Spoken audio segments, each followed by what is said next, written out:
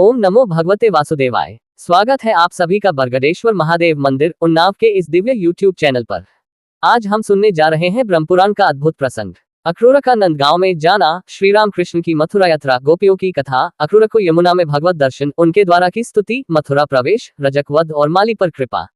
अध्याय 77। यदि आप भी ऐसे ही दिव्य पुराण प्रसंगों को सुनना चाहते हैं तो हमारे चैनल बरगदेश्वर महादेव मंदिर उन्नाव को सब्सक्राइब करें। हर दिन शाम 5 बजे हमारे चैनल पर आपको ब्रह्मपुराण कथा सुनने को मिलेगी और धीरे धीरे हम सभी 18 पुराणों की कथाएं आप तक लेकर आएंगे। अगर आपको किसी विशेष पुराण या प्रसंग से जुड़ी जानकारी चाहिए तो कमेंट में जरूर पूछें, हम आपकी जिज्ञासाओं का समाधान अवश्य करेंगे। तो आइए शुरू करते हैं दिव्य कथा। व्यास जी कहते हैं, अक्रूर जी शीघ्र चलने वाले रथ पर चढ़कर मथुरा से निकले और श्री कृष्ण के दर्शन का लोभ लेकर नंदगांव की ओर चल दिए। मार्ग में सोचने लगे, आहा, मुझसे बढ़कर सौभाग्यशाली कोई नहीं है, क्योंकि आज मैं अंश सहित अवतीर्ण हुए साक्षात भगवान विष्णु का मुख देखूंगा। आज मेरा जन्म सफल हुआ और आने वाला प्रभात बहुत ही सुंदर होगा, क्योंकि मैं विकसित कमल के समान नेत्रों वाले भगवान विष्णु के मुख का दर्शन करूंगा, जो स्मरण अथवा ध्यान में आकर भी मनुष्य के सारे पाप हर लेता है। वही कमल सदृश नेत्रों वाला श्री विष्णु का सुंदर मुख आज मुझे देखने को मिलेगा, जिससे संपूर्ण वेद और वेदांगों का प्रादुर्भाव हुआ है तथा जो देवताओं के लिए सर्वश्रेष्ठ आश्रय है, कि उसी मुख का आज मैं दर्शन करूंगा। ब्रह्मा, इंद्र, रुद्र, अश्विनी कुमार, वसु, आदित्य तथा मरुद्गण जिनके स्वरूप को नहीं जानते, वे श्रीहरि आज मेरा स्पर्श करेंगे। जो सर्वात्मा, सर्वव्यापी, सर्वस्वरूप, संपूर्ण भूतों में स्थित अव्यय एवं व्यापी परमात्मा है, वे ही आज मेरे नेत्रों के अतिथि होंगे। जिन्होंने अपनी योग शक्ति से मत्स्य, कूर्म, वराह और नरसिंह आदि अवतार ग्रहण किए थे, वे ही भगवान आज मुझसे वार्तालाप करेंगे। स्वेच्छा से शरीर धारण करने वाले अविनाशी जगन्नाथ इस समय कार्यवश व्रज में निवास करने के लिए मानवरूप धारण किए हुए हैं। जो भगवान अनंत अपने मस्तक पर इस पृथ्वी को धारण करते हैं, वे ही जगत का हित करने के लिए अवतीर्ण हो आज मुझे अक्रूर कहकर बुलाएंगे। पिता, पुत्र, सुहृद, भ्राता, माता और बंधु बांधवरूपिणी जिनकी माया को ये जगत हटा नहीं पाता, उन भगवान को बारंबार नमस्कार है। जिनको हृदय में स्थापित करके मनुष्य इस योगमाया रूप फैली हुई अविद्या को तर जाते हैं, उन विद्या स्वरूप परमात्मा को नमस्कार है। जिन्हें यज्ञप्रायण मनुष्य, यज्ञ पुरुष, भगवत भक्त जन, वासुदेव और वेदांत वेता सर्वव्यापी श्री विष्णु कहते हैं, उनको मेरा नमस्कार है। जो संपूर्ण जगत के निवास स्थान है, जिनमें सत और असत दोनों प्रतिष्ठित हैं, वे भगवान अपने सहज सत्वगुण से मुझ पर प्रसन्न हो। जिनका स्मरण करने पर मनुष्य पूर्ण कल्याण का भागी होता है, उन पुरुष श्रेष्ठ श्रीहरि की मैं सदा के लिए शरण लेता हूँ। अक्रूर का हृदय भक्ति से विनम्र हो रहा था। वे इस प्रकार श्री विष्णु का चिंतन करते हुए कुछ दिन रहते नंदगांव में पहुंच गए। वहां उन्होंने भगवान श्री कृष्ण को उस स्थान पर देखा जहां गौएं दूही जा रही थीं। वे बछड़ों के बीच में खड़े थे। उनका श्रीअंग विकसित नीलकमल की आभा से सुशोभित था।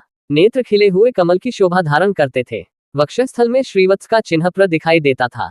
बड़ी बड़ी बाहें, चौड़ी और उभरी हुई छाती, ऊंची नासिका, विलासियु मुस्कान से सुशोभित मुख, लाल लाल नख, शरीर पर पीतांबर, गले में जंगली पुष्पों के हार, हाथ में स्निग्ध नील लता और कानों में श्वेत कमल पुष्प के आभूषण, यही उनकी झांकी थी। उनके दोनों चरण भूमि पर विराजमान थे। श्री कृष्ण का दर्शन करने के बाद अक्रूर जी की दृष्टि यदुनंदन बलभद्र जी पर पड़ी, जो हंस, चंद्रमा और कुंद के समान गौरवर्ण थे। उनके शरीर पर नील वस्त्र शोभा पा रहे थे। उनकी कद ऊंची और बाहें बड़ी बड़ी थीं। मुख प्रफुल्ल कमल सा सुशोभित था। नीलांबरधारी गौरांग बलभद्र जी ऐसे जान पड़ते थे मानो मेघमाला से घिरा हुआ दूसरा कैलाश पर्वत हो। उन दोनों भाइयों को देखकर महाबुद्धिमान अक्रूर जी का मुख कमल प्रसन्नता से खिल उठा। संपूर्ण शरीर में रोमांच हो आया और वे मन ही मन इस प्रकार कहने लगे, इन दोनों बंधुओं के रूप में यहाँ साक्षात भगवान विष्णु विराज रहे हैं। ये ही वह परम धाम और ये ही वह परम पद है। अनंत मूर्ति भगवान आज ही मेरे हाथ का स्पर्श करके उसे शोभा संपन्न बनाएंगे। इन्हीं की अंगुलियों के स्पर्श से संपूर्ण पाप नष्ट हो जाने के कारण मनुष्य उत्तमोत्तम सिद्धि प्राप्त करते हैं तथा अश्विनी कुमार, रुद्र, इंद्र और वसु आदि देवता प्रसन्न होकर उन्हें उत्तम वर देते हैं। इन्हीं भगवान ने दैत्यराज की सेना का विनाश करके दैत्य पत्नियों की आंखों का काजल भी छीन लिया। राजा बलि ने जिनके हाथ में संकल्प का जल छोड़कर रसातल में रहते हुए भी मनोहर स्वर्गीय भोग प्राप्त कर लिए तथा देवराज इंद्र ने जिनकी आराधना करके एक मनवंतर के लिए देवलोक का अखंड साम्राज्य प्राप्त किया, वे ही भगवान कंस के साथ रहने के कारण निर्दोष होते हुए भी दोष के पात्र बने हुए मुझ अक्रूर का दो क्या आदर न करेंगे। जो साधु पुरुषों से बहिष्कृत है, उसके जन्म को धिक्कार है। भगवान श्रीहरि अज्ञान स्वरूप है, परिपूर्ण सत्व के पुंज हैं, सब प्रकार के दोषों से रहित हैं, अव्यक्त हैं और समस्त प्राणियों के हृदय में विराजमान है। जगत में कौन देसी ऐसी वस्तु है जो उन्हें ज्ञात न हो। अतः मैं ही भक्ति से विनीत होकर आदि, मध्य और अंत से बरहित, अजन्मा, पुरुषोत्तम, भगवान विष्णु के व अंशावतार तथा ईश्वरों के भी ईश्वर श्री कृष्ण की व शरण में जाता हूँ। इस प्रकार विचार करते हुए वे भगवान श्री कृष्ण के पास गए और मैं यदुवंशी अक्रूर हूँ, यो कहकर उनके चरणों में पड़ गए। भगवान ने भी ध्वजा, वज्र और कमल आदि चिन्हों से सुशोभित अपने करकमल द्वारा उनका स्पर्श किया और उन्हें खींचकर प्रेमपूर्वक गाढ़ आलिंगन दिया। फिर बलराम और श्री कृष्ण ने उनसे बातचीत की और उन्हें साथ ले अपने भवन में चले गए। परस्पर प्रणाम आदि के बाद अक्रूर ने दोनों भाइयों के साथ बैठकर भोजन किया और यथायोग्य उनसे सब बातें निवेदन की।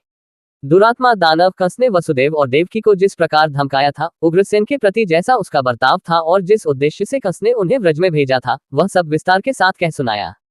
सुनकर भगवान श्री कृष्ण ने कहा, ये सब बातें मुझे ज्ञात है। इस विषय में जो उचित कर्तव्य है उसे मैं करूंगा, आप अन्यथा विचार न करें। कंस को मारा गया ही समझे। मैं बलराम जी सहित कल आपके साथ मथुरा चलूंगा। बड़े बूढ़े गोप भी भेंट की बहुत सी सामग्री लेकर जाएंगे। वीर, आप किसी प्रकार की चिंता न करें, आराम से यहाँ रात बिताएं। आज से 3 रात के भीतर ही मैं अनुचिरोसित कंस को मार डालूंगा।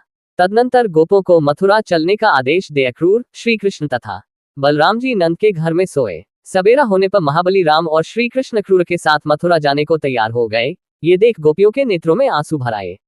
वे चिंता से इतनी दुर्बल हो गईं कि उनके कंगन और बाजूबंद खिसक खिसक कर गिरने लगे। वे दुख से पीड़ित हो लंबी सांस लेती हुई एक दूसरी से कहने लगी, सखी, गोविंद मथुरा जाते हैं। वहां जाकर वे इस गोकुल में फिर क्यों आने लगे? वहां तो अपने कानों द्वारा नगर की स्त्रियों के मधुर वार्तालाप का रसपान करेंगे। नगर की नारियों के विलासपूर्ण वचनों में जब इनका मन आसक्त हो जाएगा, तब फिर गांवों की रहने वाली इन गंवार गोप गोपियों की ओर उनका झुकाव कैसे हो सकेगा? हाय, श्रीहरि संपूर्ण व्रज के प्राण थे। इन्हें छीनकर दुरात्मा और निर्दयी विधाता ने हम गोपियों पर निष्ठुर प्रहार किया है। नगर की युवतियां भाव भरी मुस्कान के साथ बात करती हैं। उनकी गति में लालित्य है। वे कटाक्षपूर्ण नेत्रों से देखती हैं। अतः ये हम लोगों के पास क्यों आने लगे? ये देखो, गोविंद रथ पर बैठकर मथुरा जाते हैं। क्रूर अक्रूर ने उन्हें चकमा दिया है। क्या इस निर्दयी को प्रेमीजनों की मानसिक वेदना का अनुभव नहीं है, जो ये हमारे नयनानंद गोविंद को अन्यत्र लिए जाता है? गोविंद भी आज अत्यंत निष्ठुर हो गए हैं। देखो ना, बलराम जी के साथ रथ पर बैठकर चले जा रहे हैं। अरे, इन्हें रोकने में शीघ्रता करो। क्या कहती हो? गुरुजनों के सामने हमारा कुछ बोलना उचित नहीं है। अरे, हम तो यूं ही विरह की आग में जल रही हैं। अब ये गुरुजन हमारा क्या कर लेंगे? हाय, ये नंद बाबा आदि भी जाने को उद्यत हैं। कोई भी श्री कृष्ण को लौटाने का उद्योग नहीं करता। आज मथुरावासिनी युवतियों के नेत्ररूपी भ्रमर श्री कृष्ण के मुखकमल का मकरंद पान करेंगे। वे लोग धन्य हैं जो मार्ग में पुलकित शरीर से बेरोक टोक श्री कृष्ण का दर्शन करेंगे। आज गोविंद का दर्शन पाकर मथुरा की नागरियों के नेत्रों में महान आनंद छा जाएगा। आज उन भाग्यशालिनी युवतियों ने कौन सा शुभ स्वप्न देखा है, जो वे अपने विशाल एवं कमनीय नेत्रों से श्री कृष्ण की रूप माधुरी का पान करेगी। अहो, विधाता को किंचन मात्र भी दया नहीं है। उसने हम गोपियों को बहुत बड़ी निधि का दर्शन कराकर हमारी आंखें ही निकाल ली। हमारे प्रति श्री कृष्ण का अनुराग ज्यों ज्यों शिथिल होता जाता है, त्यों ही त्यों हमारे हाथों के कंकण भी शीघ्रतापूर्वक ढीले होते जा रहे हैं। अक्रूर का हृदय बहुत ही क्रूर है।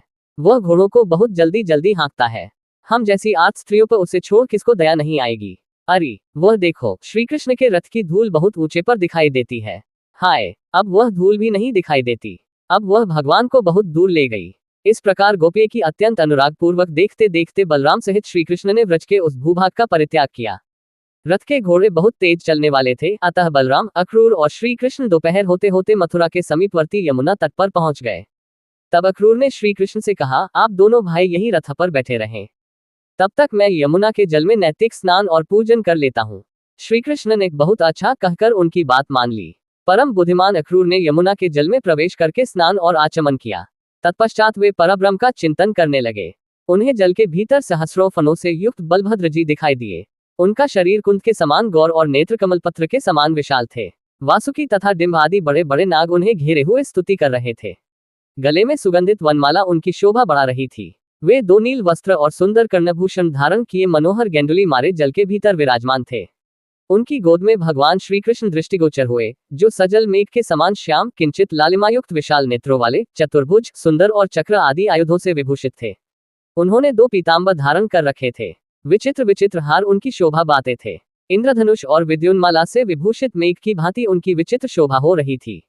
वक्षस्थल में श्रीवत्सचिन्ह सुशोभित था। भुजाओं में भुजबंद और मस्तक पर मुकुट देदीप्यमान था। कानों में कमलपुष्प कुंडल का काम देता था। सनंदन आदि पापरहित सिद्ध योगी नासिका के अग्रभाग पर दृष्टि जमाए मन ही मन भगवान का ध्यान करते थे। बलराम और श्री कृष्ण को वहां पहचान कर अक्रूर बड़े आश्चर्य में पड़े। वे सोचने लगे, दोनों भाई इतना शीघ्र यहाँ कैसे आ गए। अक्रूर ने कुछ बोलना चाहा, किंतु श्री कृष्ण ने उनकी वाणी को स्तंभित कर दिया। तब वे जल से निकलकर रथ के पास आए, किंतु वहां बलराम और श्री कृष्ण पहले की ही भांति बैठे दिखाई दिए। तब उन्होंने पुनः जल में डुबकी लगाई। भीतर वही दृश्य दिखाई दिया। गंधर्व, मुनि, सिद्ध तथा बड़े बड़े नाग श्री कृष्ण और बलराम की स्तुति करते थे। ये सब देखकर दानपति अक्रूर को वास्तविक रहस्य का पता लग गया। वे पूर्ण विज्ञानमय भगवान अच्युत की स्तुति करने लगे, जिनका सत्ता मात्र स्वरूप है, महिमा अचिंत्य है, जो सर्वत्र व्यापक है, जो कारण रूप से एक किंतु कार्य रूप से अनेक है। उन परमात्मा को बारंबार नमस्कार है। अचिंत्य परमेश्वर, आप शब्द, वैदिक मंत्र रूप और हवि स्वरूप है। आपको नमस्कार है। प्रभो, आप प्रकृति से परे विज्ञान स्वरूप है। आपको नमस्कार है। आप ही भूतात्मा, इंद्रियात्मा, प्रधानात्मा, जीवात्मा और परमात्मा है। इस प्रकार एक होते हुए भी आप 5 प्रकार से स्थित हैं। सर्वधर्मात्मन महेश्वर, आप ही क्षर और अक्षर हैं।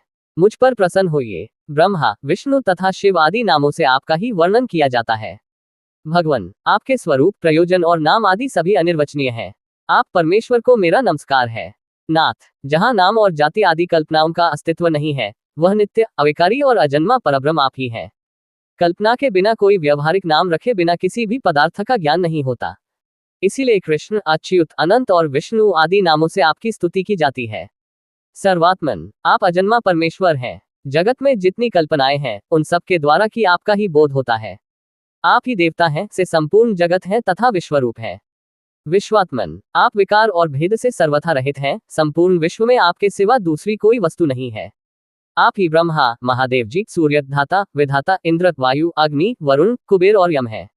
एकमात्र आप ही भिन्न भिन्न रूप धारण करके अपनी विभिन्न शक्तियों से जगत की रक्षा करते हैं। आप ही विश्व की सृष्टि करते हैं और आप ही प्रलयकालीन सूर्य होकर संपूर्ण जगत का संहार करते हैं। आज ये गुणमय प्रपंच आपका ही स्वरूप है। सत्स्वरूप परमेश्वर का वाचक जो ओकार रूप अक्षर है, वह आपका उत्कृष्ट स्वरूप है। वही सत, असत और ज्ञानात्मा है। आपके उस स्वरूप को मेरा प्रणाम है। भगवान, वासुदेव रूप में आपको नमस्कार है। संकर्षण संज्ञा धारण करने वाले आपको नमस्कार है। प्रद्युम्न कहलाने वाले आपको नमस्कार है और अनिरुद्ध नाम से पुकारे जाने वाले आपको नमस्कार है। इस प्रकार जल के भीतर यदुवंशी अक्रूर ने सर्वेश्वर श्री कृष्ण की स्तुति करके मानसिक धूप और पुष्पों द्वारा उनका पूजन किया। अन्य विषयों का चिंतन छोड़कर मन को उन ब्रह्मभूत परमात्मा में लगा दीर्घकाल तक ध्यान किया। तत्पश्चात समाधि से विरत हो अपने को कृतार्थ मानते हुए यमुना जल से निकलकर वे पुनः रथ के समीप आए।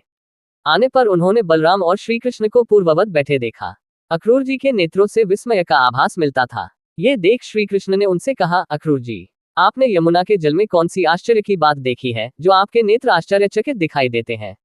अक्रूर बोले, अच्युत, जल के भीतर मैंने जो आश्चर्य देखा है, उसे यही अपने सामने मूर्तिमान बैठा देखता हूँ।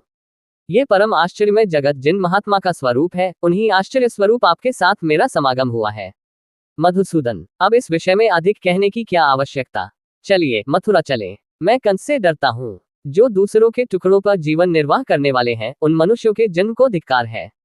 यो कहकर अक्रूर ने घोड़ों को हाँक दिया और सायंकाल के समय मथुरापुरी में जा पहुंचे। मथुरा को देखकर अक्रूर ने बलराम और श्री कृष्ण से कहा, महापराक्रमी वीरों, अब आप लोग पैदल जाइए, रथ से मैं अकेला ही जाऊंगा।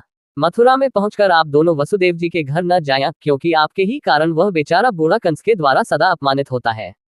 यो कहकर अक्रूर मथुरापुरी में चले गए। राम और श्री कृष्ण भी पुरी में पहुंचकर राजमार्ग पर आ गए। उस समय नगर के सभी स्त्री पुरुष आनंदपा नेत्रों से उन्हें निहारते थे। वे दोनों वीर तरुण हाथियों की भांति लीलापूर्वक चल रहे थे।